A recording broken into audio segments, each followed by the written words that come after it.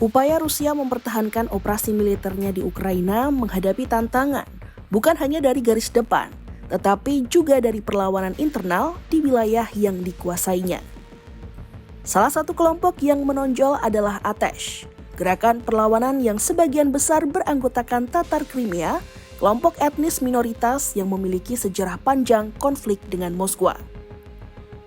Pada pertengahan Januari 2026, jalur kereta api yang mengangkut senjata dan perbekalan Rusia ke garis depan di wilayah Bryansk, Rusia Barat, lumpuh akibat pemadaman listrik. Insiden tersebut bukan gangguan biasa, melainkan akibat kebakaran gardu listrik yang diklaim dilakukan oleh kelompok Atesh.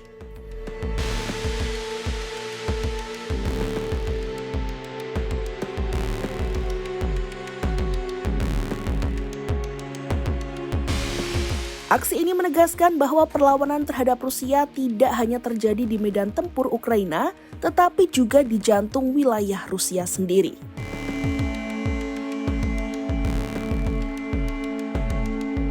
Atesh dalam bahasa Tatar Crimea memiliki arti api.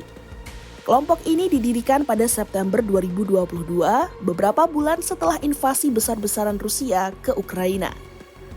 Meski berakar dari komunitas Tatar Crimea, kelompok ini juga mengklaim memiliki anggota dari kalangan warga Ukraina, Rusia, hingga Belarusia. Kelompok ini mengklaim bertanggung jawab atas lebih dari setengah aksi sabotase di wilayah yang dikuasai Rusia sepanjang tahun lalu di luar operasi resmi militer Ukraina.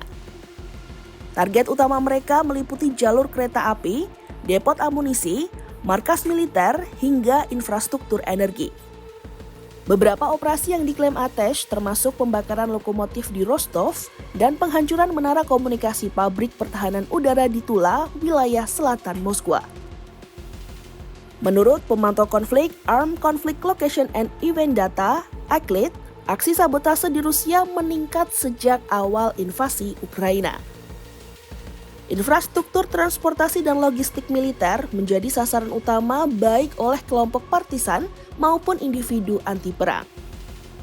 Peneliti ACLED Olha Polishchuk menyebutkan bahwa batas antara operasi partisan dan operasi yang dikoordinasikan langsung oleh intelijen Ukraina seringkali kabur. Banyak pelaku sabotase direkrut secara daring baik dengan imbalan finansial, tekanan maupun tipu daya. Meski dampak setiap aksi seringkali terbatas, Polishchuk menilai efek kumulatifnya signifikan. Rusia dipaksa mengalokasikan sumber daya tambahan untuk perbaikan, pengamanan, dan pengawasan internal yang pada akhirnya membebani mesin perang Kremlin. Bagi Moskwa, Atesh dan kelompok perlawanan serupa dikategorikan sebagai organisasi teror. Aktivitas perlawanan di wilayah Rusia dan Ukraina yang diduduki membawa resiko ekstrim, termasuk penangkapan tanpa proses hukum hingga penghilangan paksa. Namun, kelompok tersebut menegaskan perjuangan mereka bersifat personal dan ideologis. Selain sabotase, Atesh juga melakukan propaganda, pengintaian, serta mengklaim telah membantu intelijen Ukraina dalam sejumlah serangan besar, termasuk yang memaksa Rusia memindahkan armada Laut Hitam.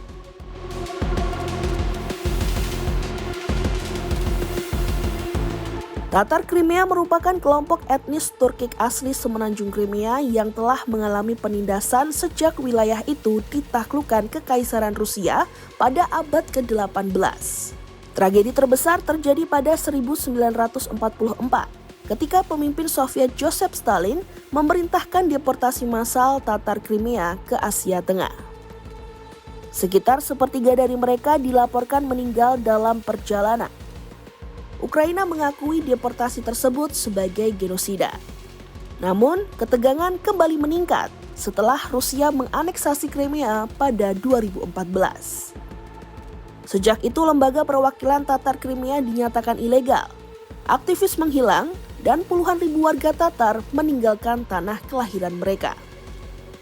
Dalam konteks sejarah panjang penindasan inilah, perlawanan kelompok seperti Atesh muncul sebagai bentuk perang dari dalam yang terus mengusik stabilitas Rusia di tengah konflik berkepanjangan dengan Ukraina.